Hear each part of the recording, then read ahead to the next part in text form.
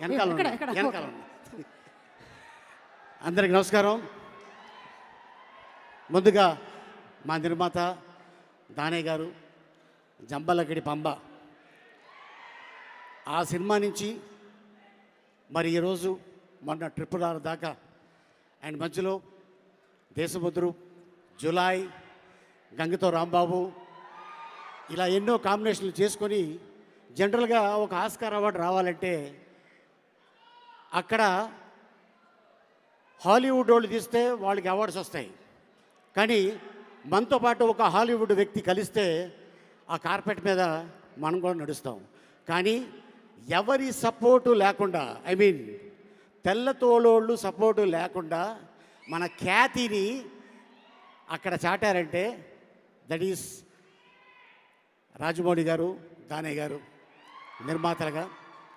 And అలాగే మరి మా డైరెక్టర్ ఎస్జే సూర్య గారు, ఖుషి, ఆయన పేరు సూర్య, మరి మా నాని పేరు సినిమాలో సూర్య. ఈ ఇద్దరు సూర్యాలు కలిస్తే రేపు 29 థియేటర్లో ఎలా ఉంటుందో కోన్ కిస్కా కిస్కా కోన్ అనేది తెలుస్తుంది. అండ్ అలాగే మరి నాని తన కెరియర్ని అంత ఈజీగా స్టార్డమ్ రాలా. The great legendary director K Raghavendra Rao గారి దగ్గర అసిస్టెంట్ డైరెక్టర్గా పనిచేసి నాలో కూడా ఒక నటుడు ఉన్నాడు అని నిరూపించుకొని ఈ రోజున ఇంతమంది ఫ్యాన్స్ని సంపాదించుకున్నాడంటే తన కష్టం.